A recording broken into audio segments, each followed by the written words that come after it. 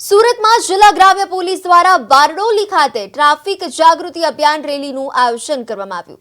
બારડોલીના સ્વરાજ આશ્રમથી બારડોલી પીઆઈના હસ્તે રેલીનું પ્રસ્થાન કરવામાં આવ્યું।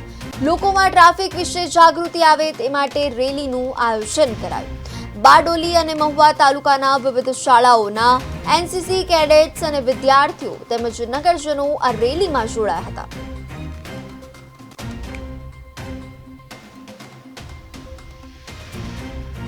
સ્વરાજ આશ્રમથી એસબીઆઈ બેંક સુધી સ્ટેશન રોડ પર શાળાના બાળકો, કોલેજના બાળકો, એનસીસીના બાળકો, એસપીજીના બાળકો દ્વારા માર્ગ સલામતી અંગે રેલીનું આયોજન કરેલું હતું, જેમાં આપણે ભારતના લોકો, ગુજરાતના લોકોને મેક્સિમમ લોકોને આપણે માર્ગ સલામતીનો સંદેશ આપી શકીએ તે અંગેનું પ્રદર્શન કરવામાં આવેલું હતું। તો હું મીડિયાના મિત્રો દ્વારા મીડિયાના માધ્યમથી આપ સૌને વિનંતી કરું છું કે આપણે સૌ ટ્રાફિકના નિયમોનું પાલન કરીએ, જેથી કરીને ભારત અને ગુજરાતના લોકોનો મેક્સિમમ માર્ગ સુરક્ષાનો સંદેશ